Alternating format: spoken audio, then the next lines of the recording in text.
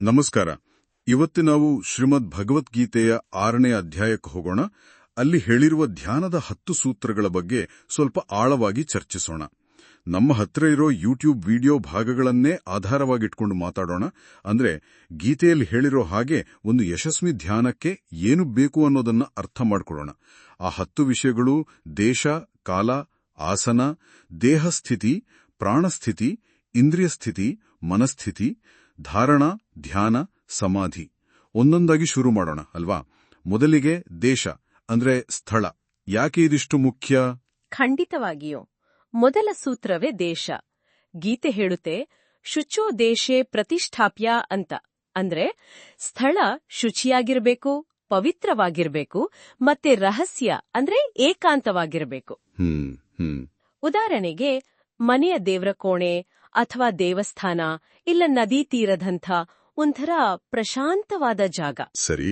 ಮುಖ್ಯವಾಗಿ ಆ ಜಾಗಕ್ಕೆ ಹೋದ ತಕ್ಷಣ ಮನಸ್ಸು ಗದ್ದಲದಿಂದ ದೂರ ಸರಿದು ತಾನಾಗಿ ಶಾಂತ ಆಗ್ಬೇಕು. ಈಗ ಅಡ್ಗೆ ಮನೆ, ಮಾರ್ಕೆಟ್ ಅಂದ್ರೆ ಖಂಡಿತ ಆಗಲ್ಲ. ಹೌದು.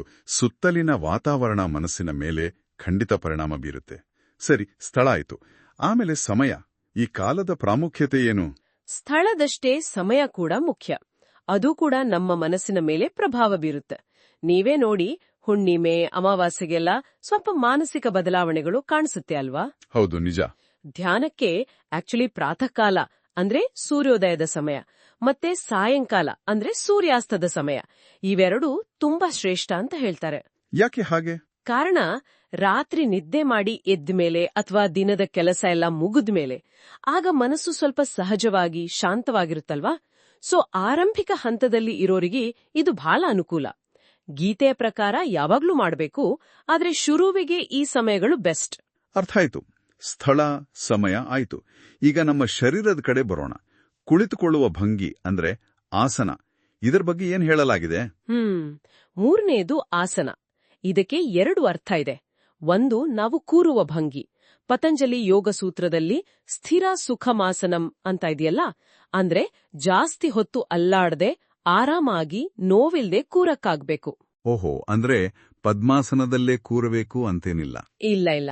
ಮುಖ್ಯವಾಗಿ ಸ್ಥಿರತೆ, ಸುಖವಾಗಿ ಕೂರಬೇಕು. ಇನ್ನು 2ನೇ ಅರ್ಥ, ನಾವು ಕೆಳಗೆ ಹಾಸ್ಕೊಳ್ಳುವ ಬಟ್ಟೆ ಅಥವಾ ಮ್ಯಾಟ್ ಇದೆಯಲ್ಲ, ಅದಕ್ಕೂ ಆಸನ ಅಂತಾರೆ. ಗೀತೆಯಲ್ಲಿ ಚೈಲಾಜಿನ ಕುಶೋತ್ತರಂ ಅಂದ್ರೆ ದರ್ಭೆ, ಜಿಂಕೆ ಚರ್ಮ, ವಸ್ತ್ರ ಅಂತ ಕ್ರಮವಾಗಿ ಹೇಳಿದೆ. ಇದ್ರ ಅರ್ಥ ಅಷ್ಟೇ, ಕೂತದಾಗ ಚುಚ್ಚಬಾರ್ದೋ, ಆರಾಮಿರ್ಬೇಕು, ಮತ್ತೆ ನಮ್ಮ ಶಕ್ತಿ ನೆಲಕ್ಕೆ ಹೋಗದ ಹಾಗೆ ತಡಿಬೇಕು. ಸರಳವಾಗಿ ಅಂದ್ರೆ ಒಂದು ಕಂಬಳಿ ಮಡಚಿ ಅದ್ರ ಮೇಲೊಂದು ಬಿಳಿ ಬಟ್ಟೆ ಹಾಕೊಂಡ್ರು ಸಾಕು, ಆರಾಮಾಗಿರ್ಬೇಕಷ್ಟೇ. ಸರಿ. ಅಂದ್ರೆ ಆಡಂಬರಕ್ಕಿಂತ ಸ್ಥಿರತೆ ಮತ್ತು ಆರಾಮವೇ ಒಂಥರ ಮುಖ್ಯ ಅಲ್ವಾ? ಆಯ್ತು. ಮುಂದಿನ 3 ಸೂತ್ರಗಳು ದೇಹ, ಪ್ರಾಣ ಮತ್ತು ಇಂದ್ರಿಯಗಳ ಸ್ಥಿತಿ. ಇವು ಒಂದಕ್ಕೊಂದು ಹೇಗೆ ಸಂಬಂಧಿಸಿವೆ? ಹೌದು, ಇವು 3 ಒಟ್ಟಿಗೆ ಹೋಗುತ್ತೆ. 4ನೇಯದು ದೇಹ ಸ್ಥಿತಿ. ಗೀತೆ ಹೇಳುತ್ತೆ, ಸಮಂ ಕಾಯಶಿರೋ ಗ್ರೀವಂ ಅಂದ್ರೆ ಬೆನ್ನು, ಕುತ್ತಿಗೆ, ತಲೆ 3 ನೇರವಾಗಿ ಒಂದೇ ಲೈನ್ನಲ್ಲಿ ಇರಬೇಕು. ಚೆನ್ನಾಗಿ ಹರಿಯುತ್ತೆ, ಜಾಗೃತಿ ಇರುತ್ತೆ, ಮತ್ತೆ ನಿದ್ದೆ ಬರೋಲ್ಲ ಬೇಗ. 5ನೇದು ಪ್ರಾಣಸ್ಥಿತಿ, ಉಸಿರಾಟ. ಇದು ತುಂಬಾ ಶಾಂತವಾಗಿ ಒಂಥರ ಲಯಬದ್ಧವಾಗಿ ಇರಬೇಕು. ಪ್ರಾಣಾಪಾನ ಸಮೌಕೃತ್ವ ಅಂತ ಗೀತೆ ಹೇಳುತ್ತೆ. ನಿಧಾನವಾಗಿ ಸೂಕ್ಷ್ಮವಾಗಿ ಉಸಿರನ್ನು ತಗೊಂಡು ಬಿಡಬೇಕು. ಸರಿ. 6ನೇದು ಇಂದ್ರಿಯ ಸ್ಥಿತಿ. ಇದನ್ನೇ ಪ್ರತ್ಯಾಹಾರ ಅಂತ ಕರೆಯೋದು. ಅಂದ್ರೆ ನಮ್ಮ ಇಂದ್ರಿಯಗಳನ್ನ ಹೊರಗಿನ ವಿಷಯಗಳಿಂದ, ಶಬ್ದ, ರೂಪ, ಗಂಧದಿಂದಲ್ಲ, ಹಿಂದೆಳೆದು ಒಳಮುಖ ಮಾಡೋದು. ಹೇಗೆ? ಕಣ್ಣುಗಳನ್ನ ಪೂರ್ತಿ ಮುಚ್ಚಬಹುದು, ಇಲ್ಲ ಅರ್ಧ ಮುಚ್ಚಿ ದೃಷ್ಟಿಯನ್ನ ಭ್ರುವೋರ್ ಮಧ್ಯೆ ಅಂದ್ರೆ ಹುಬ್ಬುಗಳ ನಡುವೆ ಇರೋ ಆಜ್ಞಾಚಕ್ರದ ಮೇಲೆ ನಿಲ್ಸೋದು. ನಾಸಿಕಾಗ್ರ ಅಂದ್ರೆ ಕೆಲವರು ಮೂಗಿನ ತುದಿ ಅನ್ಕೋತಾರೆ, ಅದು ಅಲ್ಲ, ಹುಬ್ಬುಗಳ ಮಧ್ಯ. ಇದಕ್ಕೆ ಶಾಂಭವಿ ಮುದ್ರೆ ಅಂತಾನೂ ಹೇಳ್ತಾರೆ. ಹಾಗೆ ದೇಹ, ಉಸಿರು, ಇಂದ್ರಿಯ ಇವುಗಳನ್ನ ಹತೋಟಿ ತಂದ್ರೆ ಮುಂದಿನ ಹಂತಗಳಿಗೆ ಒಂದು ಒಳ್ಳೆ ಫೌಂಡೇಶನ್ ಸಿಕ್ಕಿದಾಗೆ. ಈಗ ಇನ್ನು ಒಳಗೋಗೋಣ.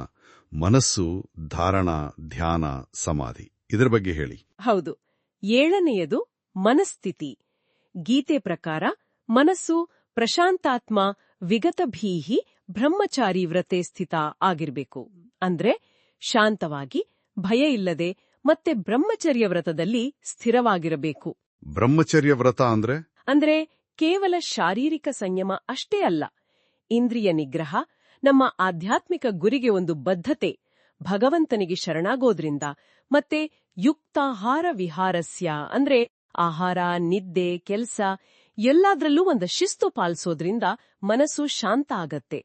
ಸ್ವಾಮಿ ಚಿನ್ಮಯಾನಂದ್ರು ಹೇಳ್ತಿದ್ರಂತೆ, 15 ನಿಮಿಷ ಧ್ಯಾನ ಮಾಡೋಕೆ 23 ಗಂಟೆ 45 ನಿಮಿಷ ತಯಾರಿ ಬೇಕು ಅಂತ. ಅಂದ್ರೆ ನಮ್ಮ ಜೀವನ ಶೈಲಿಯೇ ಮುಖ್ಯ. ಹೌದು, ಅದು ನಿಜಕ್ಕೂ ಅರ್ಥಗರ್ಭಿತ ಮಾತು. ಆಮೇಲೆ 8ನೇಯದು ಧಾರಣ.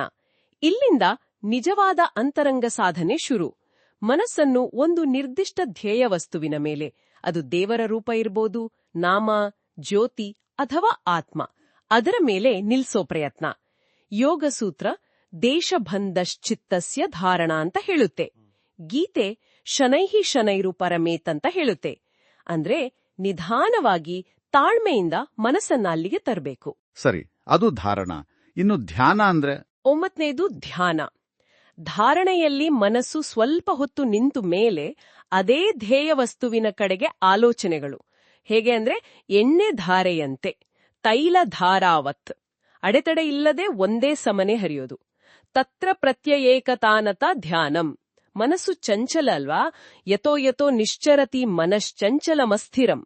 ಅದು ಬೇರೆ ಕಡೆ ಹೋದಾಗೆಲ್ಲ ಮತ್ತೆ ಮತ್ತೆ ಅದನ್ನ ಸಮಾಧಾನದಿಂದ ಧ್ಯೇಯಕ್ಕೆ ತರೋ ಅಭ್ಯಾಸವೇ ಧ್ಯಾನ.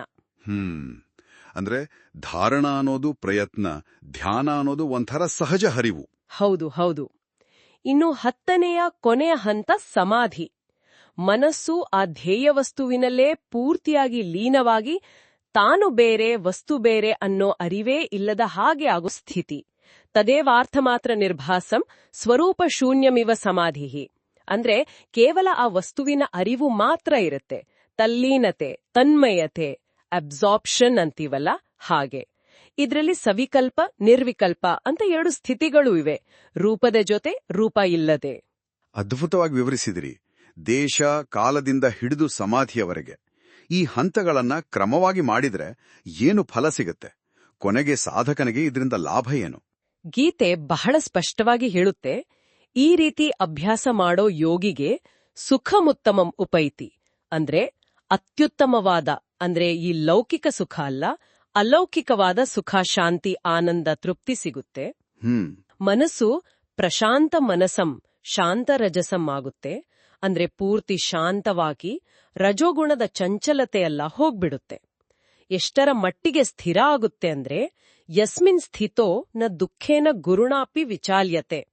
ಅದೆಷ್ಟೇ ದೊಡ್ಡ ಕಷ್ಟ ಬರ್ಲಿ ಮನಸ್ಸು ಅಲ್ಲಾಡೋದಿಲ್ಲ, ಸ್ಥಿರವಾಗಿ ನಿಲ್ಲುತ್ತೆ. ಹಾಗಾದ್ರೆ ಗೀತೆಯಲ್ಲಿರೋ ಈ ಗೈಡೆನ್ಸ್ ಬರೀ ಒಂದು ಟೆಕ್ನಿಕ್ ಅಲ್ಲ, ಇದು ನಮ್ಮನ್ನ ಪೂರ್ತಿಯಾಗಿ ಬದಲಾಯಿಸುವ ಒಂದು ದಾರಿ.